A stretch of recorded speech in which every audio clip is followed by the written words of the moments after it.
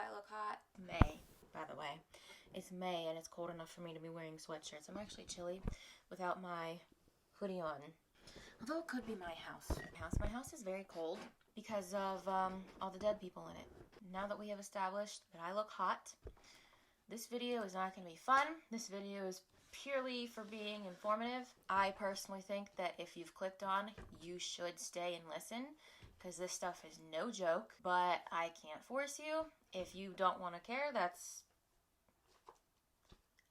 between you and you. Not to be guilt trippy, but I have 10 pages of notes, so this is going to be a doozy. Leave this up, go watch something else. I might add something to the screen to give you something to look at while I read all of this, but yeah. As the title says, you should care about this. Before you start, no one is saying, before you start, no one is saying you have to talk and think about all of these atrocities every second of every day. No one is forcing your hand. But if being told you should care immediately makes you defensive, why is that? More importantly, why don't you want to care about your fellow human beings? This could easily be us at any given moment. You should care. With that said, this video is going to be bare bones. This is very surface level information. I'm neither a historian, journalist, or activist. I'm not a source. What is happening in all of these countries goes far deeper than anything I could say. This is quick information simply thrown together to raise awareness. Even if only 2 people learn something, that's 2 more than before. I've repeatedly said that if I ever have a platform, I want to use it for good. So here I am, using whatever voice I have. My tiny, tiny little voice. Also, trigger warning for everything. Mostly just mentions of this stuff. I'm not going to be describing things really. Essay, gender-based violence, the whole shebang. First, I wanted to talk about Congo. This information I got from the UN Refugee Agency. 6.1 million people have been displaced. They said it's a complex humanitarian issue. And then I wrote, I think it's pretty straightforward, but okay. 1 million plus people have been forced to seek asylum across Africa. Devastating gender violence. It has been ongoing for decades, but increased by March 2022. Crises elsewhere and political events are expected to delay assistance. And then I wrote, which I think sounds insane, and our world leaders simply don't give a shit. UNHCR claims their focus is strengthening gender-based violence protection, risk mitigation, and response mechanisms. When I said that I think it's crazy and our world leaders just don't give a shit, I'm not talking about it shouldn't be up to 1 or 2 or a handful of organizations or we the people to fix everything. Our governments should care, but they never have. F them. This information I got from Al Jazeera. They said that Congo is facing major rebel attack. It's been ongoing for 30 plus years. Displacement caused by fighting between Congolese armed forces, the FARDC, and the M23 rebel group. Multiple groups have been fighting for control. 6 million people have been killed since 1996. Sit with that for a second. 6 million people have been killed in this conflict in the last 30 years. 6 million people. And then just generic Google search, I got the FARDC, the Armed Forces of the Democratic Republic of Congo, is a state organization meant to defend Congo. M23, which stands for the March 23rd movement, is the Congolese Revolutionary Army. Congo is rich with minerals that are necessary for technology. TV, laptops, computers, headphones, tablets, smartphones, and more, but this is everything that you use immediately every single day. The people of Congo are forced to mine for us. Us. Us. Us. Apple, Samsung, whatever tech company you can think of.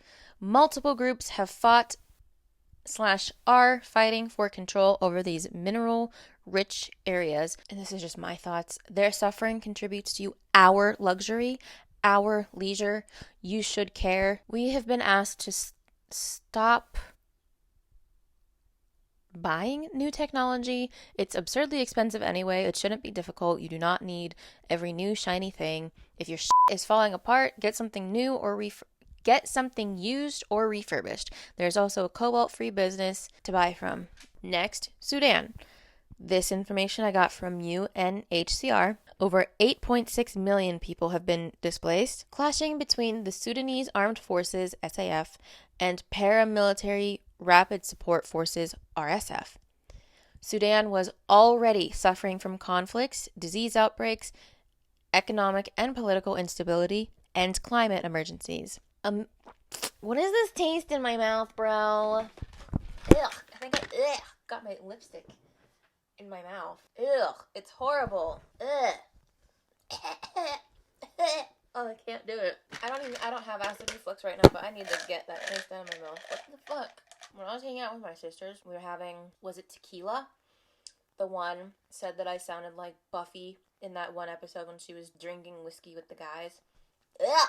A military coup dissolved civilian rule in 2021, causing the political and economic turmoil. Climate change had already heavily impacted Sudan. Floods, as well as droughts, has led to crop and livestock destruction, exacerbating their already prevalent food insecurity. Half of the, 25 million population need humanitarian assistance and protection. Not just food is scarce. Water, medicine, fuel. 5 million people are experiencing an emergency level of food insecurity. People who had fled to Sudan from South Sudan have been forced to return. That number is around 135,085 people. Women and children are, of course, the most impacted. Millions of women and girls were at risk of gender-based violence, including DV, before the conflict began. What do you think it's like now? Once again, assistance is limited because they lack the means and funds, while these whole politicians and billionaires and celebrities are busy playing with themselves and carrying around $20,000 worth of melting ice at their stupid, useless galas. Clearly, I was in a mood when I was taking these notes. Nearly 3/4 of health facilities are out of service, further depriving those in need. This information I got from worldvision.org calls it one of the fastest unfolding crises globally, with unprecedented needs emerging in such a short period. PlayStation. Of the more than 8.6 million displaced, 4 million are children. Prior to the conflict, a third of Sudanese people were going hungry. It is currently the largest displacement crisis in the world. Side note, it can not only be black and brown people talking about this. Everyone needs to step up and bring it to attention. Like, every demographic is talking about Palestine, and they should be. I'm not making it a competition. I'm not saying that they shouldn't. They should be. Everybody should be talking about what's happening in Palestine right now. But I have noticed when it comes to these other countries that are in Africa, it always falls on the shoulders of black and brown people.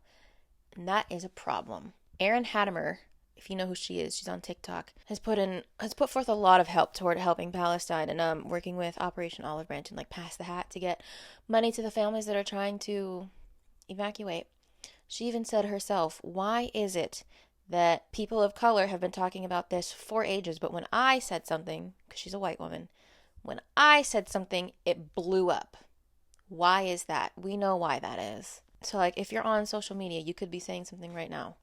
Just say it. Whoever you are, just talk about it. Share this video around. You don't even have to say anything yourself. Go on TikTok and repost all of the stuff that you see. You can help raise awareness. It doesn't matter that you're not an influencer. You're not famous. Okay, on to Tigray. I think that's how you say it. Do you roll the R? I'm sorry. I'm American. This information I got from worldvision.org. A peace agreement was... I'm so sorry. I can't see. I was gonna hopefully lure people in with my hotness, which means you have to see my face, but a bitch's eyesight is terrible. A peace agreement was signed in 2022, but the surge in humanitarian needs persists. 9.4 million people need food assistance because of the conflict. Thousands have died since conflict arose in November of 2020. They're facing drought, widespread hunger, ongoing hostilities, and escalating food insecurity. The northern region of Ethiopia struggled with severe poverty.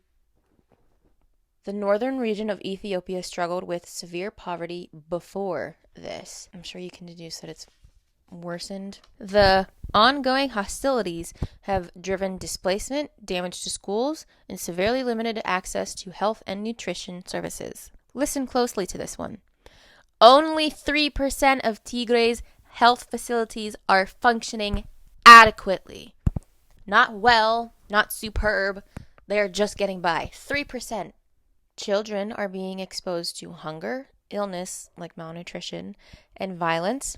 There is unexploded ammunition across northern Ethiopia that puts their lives at risk. By October 2023, 7.6 million children have missed out / are missing out on school. I got this information from Human Rights Watch. The Ethiopian government began military operations against Tigray's ruling party, Tigray People's Liberation Front. Hospitals, schools, factories, and businesses have been shelled, looted, and destroyed by Ethiopian federal forces and regional militias and the Eritrean armed forces. More than 2 million people have been displaced. Thousands fled to Sudan. 2.3 million need assistance. I got this information from omnatigray.org. Military forces were mobilized by Prime Minister, I don't know how to pronounce it, Abiy Ahmed. It's an all-out war against the people of Tigray, has become the world's deadliest war. Widespread civilian massacres, executions, sexual and gender-based violence, man-made famine, destruction of healthcare facilities, and forced displacement.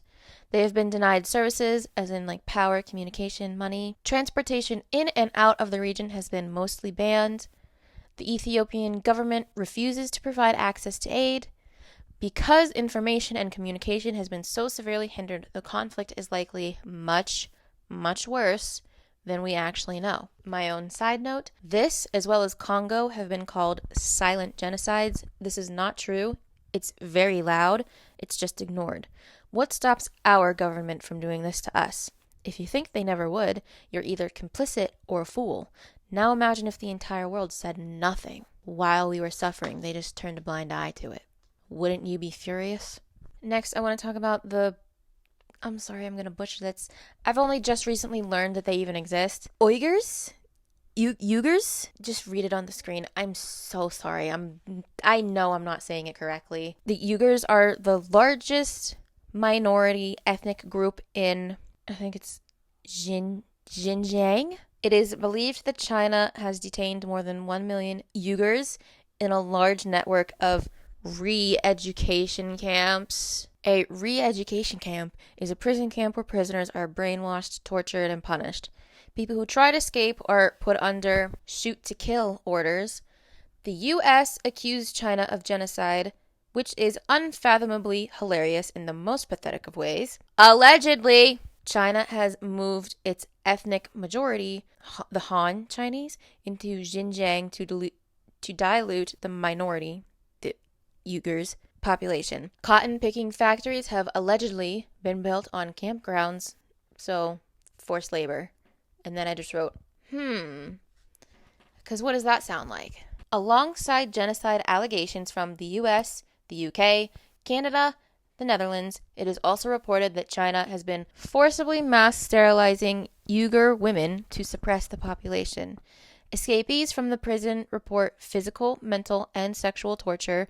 The women have spoken of mass rape and sexual abuse. As I said, this is all very surface level information. I will include some TikTok accounts that I know that you can follow who are talking about these things, and you should, because they really know what they're talking about.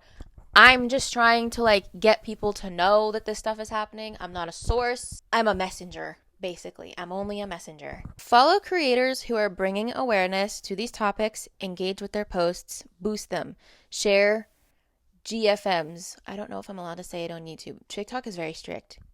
GoFundMes. Of families trying to escape. It's a quick search. Donate.